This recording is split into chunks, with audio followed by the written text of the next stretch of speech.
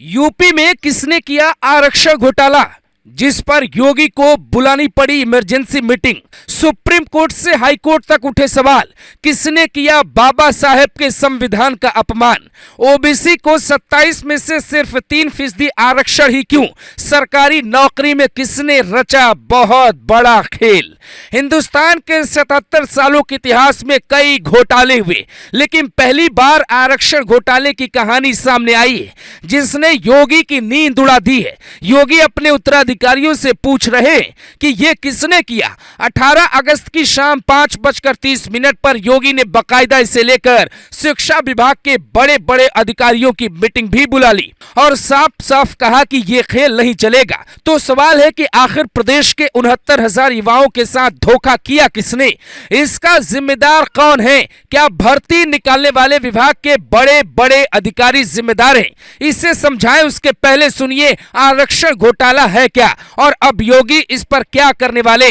अखिलेश यादव जब मुख्यमंत्री थे तब उन्होंने 1,37,000 शिक्षा मित्रों को सहायक शिक्षक का दर्जा दे दिया।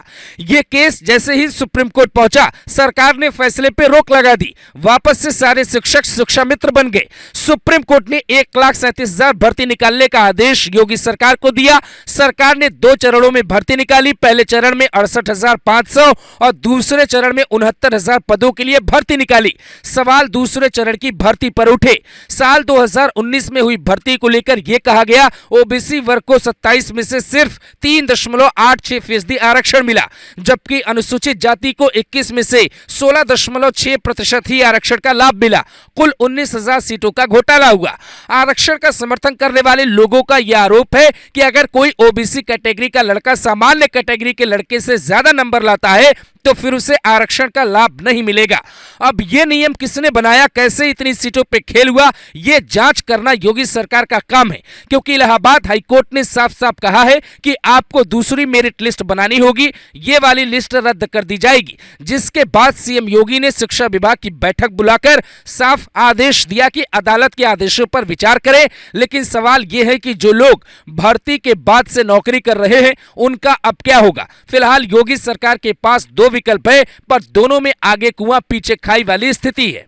पहला विकल्प है मेरिट लिस्ट रद्द करने का, लेकिन सरकार ने अगर मेरिट लिस्ट रद्द कर दी तो फिर हजारों शिक्षकों की नौकरी पे खतरा मंडराने लगेगा। वो सड़कों पे उतर सकते, कानून व्यवस्था बिगड़ने की स्थिति पैदा हो सकती है। दूसरा विकल्प है सुप्रीम कोर्ट जाने, लेकिन सरकार सुप्रीम कोर्ट में अगर याचिका दाखिल करती है तो फिर उस पर पिछड़ा विरोधी होने का आरोप लगेगा।